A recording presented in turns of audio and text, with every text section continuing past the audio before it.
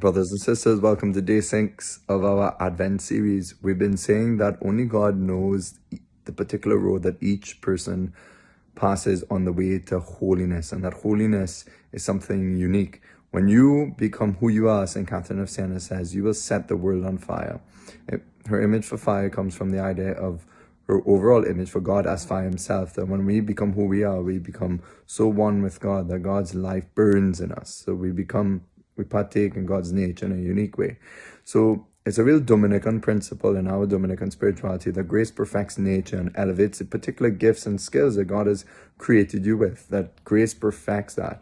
So as we grow in wholeness, you should become you. You should become the you that God created.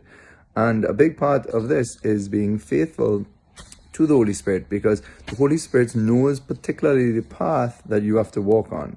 And this is what we've been saying, that this is why it's so important to be faithful to the Spirit, because God knows that path that we ourselves don't know at times. So, yes, it's good to be faithful to the general commandments of God and his teachings and stuff, but we said that, and it's important just to open up that a little bit more today, that God has particular things for us to do and particular virtues to develop, we could say, and just a particular path of holiness that he's called us to. So if he knows what that is, then it makes sense to try to learn how to be faithful in our hearts, to discern God's voice and to follow that.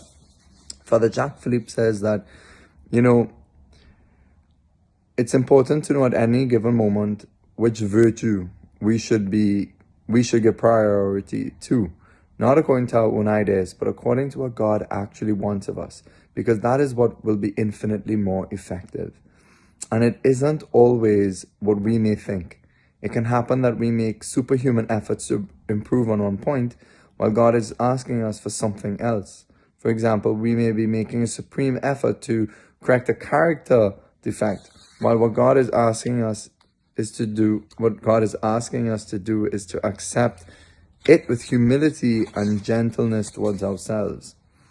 Sometimes that's very difficult. We may have this really intense image of something that we have to do for God, but in fact, it's maybe beyond our effort, and that God, in fact, as Father Jacques Philippe says, just wants us to be humble to accept that isn't for me. In fact, this is how Saint Therese discovered her own vocation as love in the heart of the church. She got this inspiration to go to the scriptures, and she read in St. Paul about the mystical body having different parts, and she said, well, I can't do all these big asceticisms and fasts like some of the other sisters and other people. She just wasn't able. She was sick quite often, but she said, I could just do love. I could love in little things. And this is through that inspiration she discovered her own vocation. Like God calls us to perfection, but often what our understanding of perfection needs a lot of purification over time. God's not a perfectionist, but he does call us to perfection. And sometimes our own perfectionism can be a block to our own journey to holiness, because it could be a real mask for a deep pride in us. And so often God, allows things sometimes to fall apart so that we could be humble and attached only to him. So let's go on and talk about, one of the basic fundamental principles in this path of being faithful to the Holy Spirit is to start to be faithful to God, the promptings of the Holy Spirit in very little things.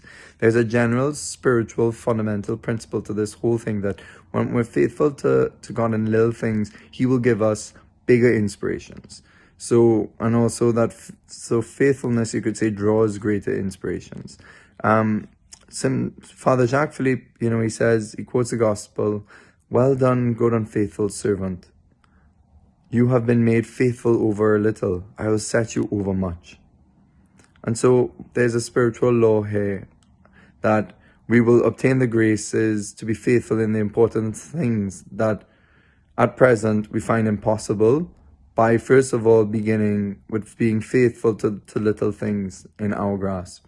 And this is how often people overcome addictions or other problems, or serious moral defects. It's just by trying to not do big things, but little things will add up and help us overcoming very quickly other bigger problems. So this is a a fundamental principle of capital importance, that faithfulness to these smaller inspirations will lead us to be more and more open, more and more tuned to listening to God, and then God will give us maybe great inspirations, if that is His will. So it's very important to respond to those little promptings of the Spirit. To, if you see people in your house that are in need, that you will love them, serve them. Might be friends. The Lord might be putting somebody on your heart to call and to give a word of love and encouragement to. It's to respond to these little acts of inspiration, or just in looking around, as I said, to the needs of people in your workplace, and you feel called to love them, but laziness might hold you back, but God might be prompting you, stirring you to act. So act. Try and be attentive to love, the demands of love, and then in those little things, then you'll be able to hear God's voice in greater ways for bigger things.